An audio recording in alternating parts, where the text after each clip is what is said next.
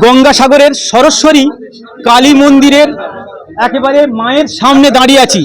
গঙ্গাসাগরে আগত লক্ষ লক্ষ পুণ্যার্থীদের মধ্যে এই সরস্বতী মায়ের যারা ভক্ত তারা এখানে এসেছেন।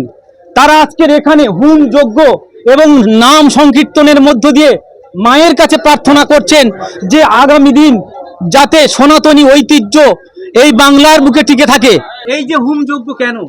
সমগ্র ভারতবর্ষে যখন নেমে আসে সনাতনীর উপরে আঘাত, যুগে যুগে মুনি ঋষিরা মহা মৃত্যুঞ্জয় যজ্ঞ করে এই হচ্ছে কি জগৎকে কল্যাণ তত্ত্বের প্রথম অধ্যায়নে সমগ্র দুষ্কৃতি সমগ্র বিনাশ করবার জন্য কুরুক্ষেত্রের ময়দানে যে পঞ্চজান্য দেবদত্ত শঙ্খ ধ্বনিত হয়েছিল, আমার সেই শঙ্খ এই হলো দেবদত্ত কুরুক্ষেত্রের মাঠে অর্জুন বাজিয়েছিলেন।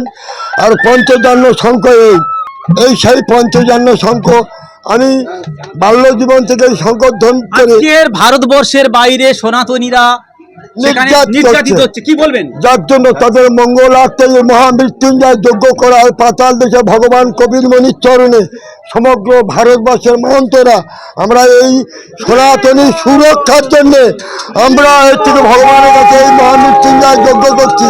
আবার সনাতনীর পূর্ণ সম্পদ যেন ফিরে আসে, সকল ভক্তদের কাছে আমার এই প্রার্থনা। শঙ্খ বাবার কাছে আমরা শুনলাম ভারতবর্ষের বাইরে যে সমস্ত সনাতনীরা আজকের নির্যাতিত হচ্ছে তাদের মঙ্গলের জন্য আজকের মঙ্গল শঙ্খ বাজাচ্ছেন। মা কালীর কাছে তারা আদ্যাশক্তির কাছে প্রার্থনা করছেন সনাতনী ঐতিহ্য যেন ধরে রাখা যায়।